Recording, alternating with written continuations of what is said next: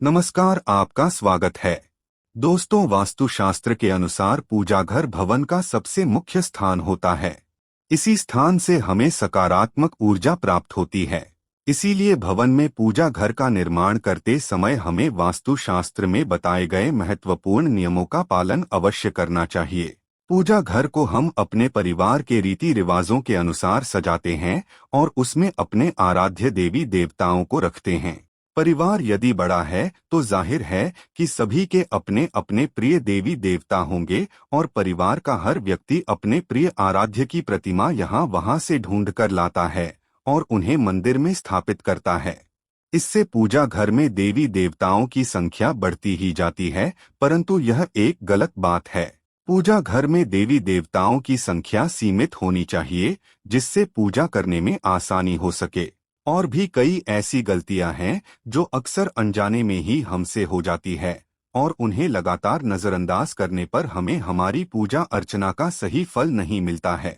इसीलिए हमें पूजा घर में कुछ नियमों को अवश्य ही ध्यान में रखना चाहिए, जिससे हमें अपनी आराधना का सही फल मिल सके। आइए जान लेते हैं पूजा घर से संबंधित महत्वपूर्ण वास्तु नियम। सबसे पहली और बड़ी गलती जो अक्सर हम सभी से हो ही जाती है, वो है मंदिर को अस्वच्छ रखना।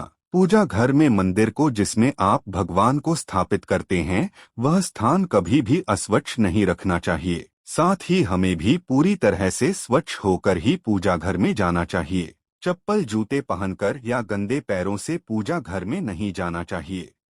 दूसरी महत्वपूर्ण बात यह है कि हमारी पूजा घर का दरवाजा कभी भी दक्षिण दिशा में खुलने वाला बिल्कुल भी नहीं होना चाहिए।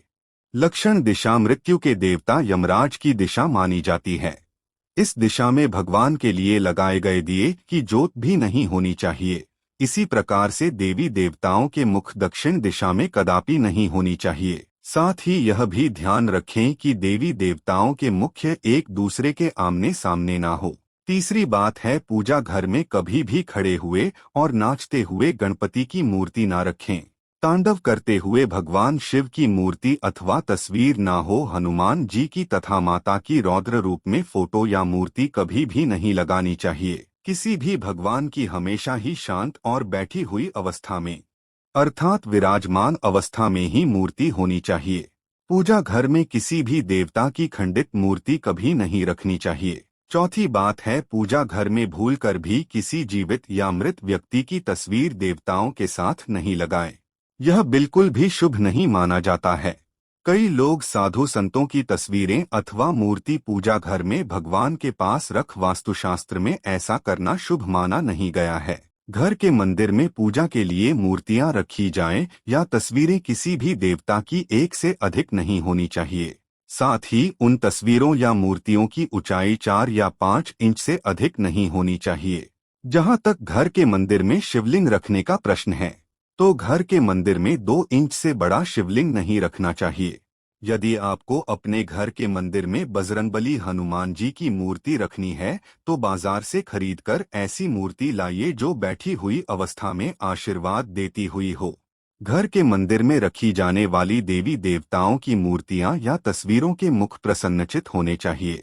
मंदिर में रखी गई मूर्तियों के बीच में कुछ दूरी अवश्य ही होनी चाहिए। घर के मंदिर में माता काली, भैरव जी और शनि देव जी की मूर्ति रखना वर्जित है।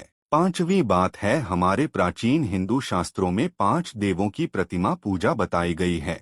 इसीलिए प्रत्येक घर के मंदिर में इन 5 देवताओं की मूर्ति अथवा तस्वीर अवश्य ही होनी चाहिए। मंदिर में सूर्य देव की तस्वीर अवश्य लगाएं।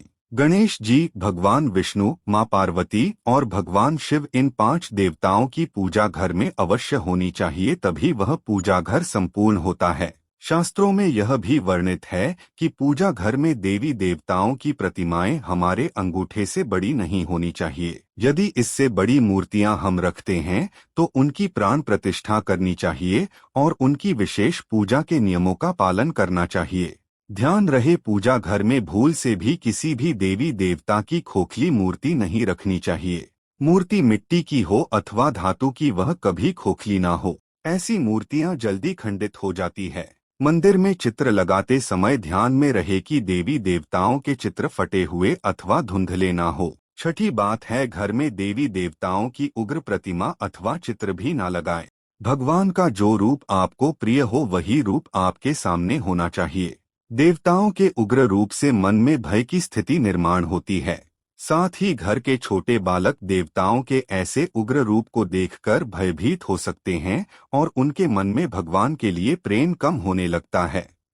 इसीलिए पूजा घर में सदैव ही प्रसन्न मुद्रा वाली मूर्ति ही रखनी चाहिए, जिन्हें देखकर मन में प्रेरणा जागृत हो। सातवीं बात है, प्राचीन काल से जो चलन है उसके अनुसार लकड़ी, पत्थर, सोने, चांदी या पीतल जैसी धातुओं की मूर्तियां ही घर में रखनी चाहिए। वैसे धातु की मूर्तियां महंगी होने के कारण आजकल पत्थर की मूर्तियों को भी बहुत से लोग घर में पूजा के लिए रखते हैं।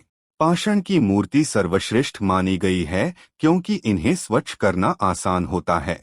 धातु की मूर्ति भी उत्तम होती है क्योंकि यह जल्दी नहीं टूटती है। मिट्टी की मूर्ति रखने पर इनके टूटने की संभावना बनी रहती है और इन्हें स्वच्छ करना भी कठिन होता है।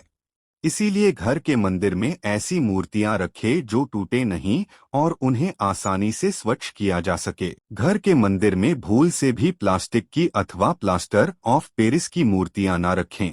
वास्तुशास्त्र में ऐसी मूर्तियों की पूजा करना अशुभ माना गया है।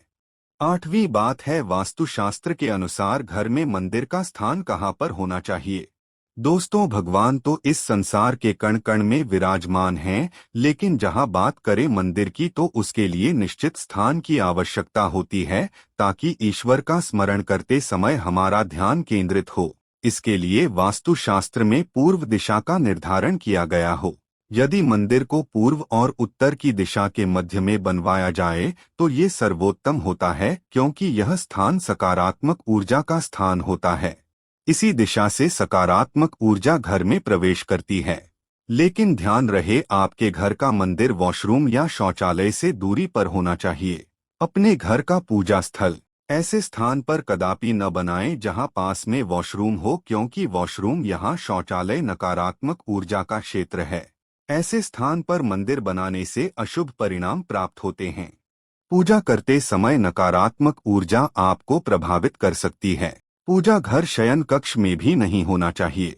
नौवीं बात है, घर के मंदिर के संबंध में यह एक महत्वपूर्ण बात यह भी है कि जहां तक हो सके घर का मंदिर आपके उठने बैठने की जगह से ऊंचा होना चाहिए, क्योंकि सभी देवी देवता का स्थान हम सबसे ऊंचा है। यदि घर में पूजा के स्थान के लिए एक अलग ही कमरा दिया जाए तो सर्वोत्तम होगा। घर के मंदिर में कभी भी बिखरा हुआ सामान नहीं होना चाहिए।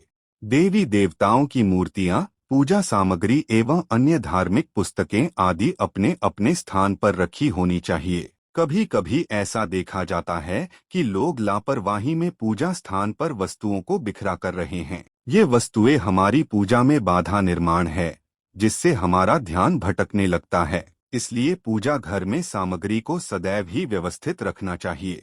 घर के मंदिर में पूजा करने के बाद जली माचिस की तीली, मुरझाया हुआ फूल, जली हुई काली बाती आदि को हटा देना चाहिए। अपने पूजा स्थल को साफ सुथरा रखना चाहिए। घर के मंदिर में बिक्री और जली हुई माचिस की तीली नहीं होनी चाहिए। यदि दीपक जलाने के लिए आपने पूजा घर में माचिस रखनी ही है तो उसे किसी कागज या कपड़े में छिपाकर रखना चाहिए। उसे सामने नहीं रखना चाहिए। दीपक जलाने के बाद बुझी हुई माचिस की तीली को इधर उधर नहीं फेंकना चाहिए, बल्कि उसे डस्टबिन में डाल देना चाहिए।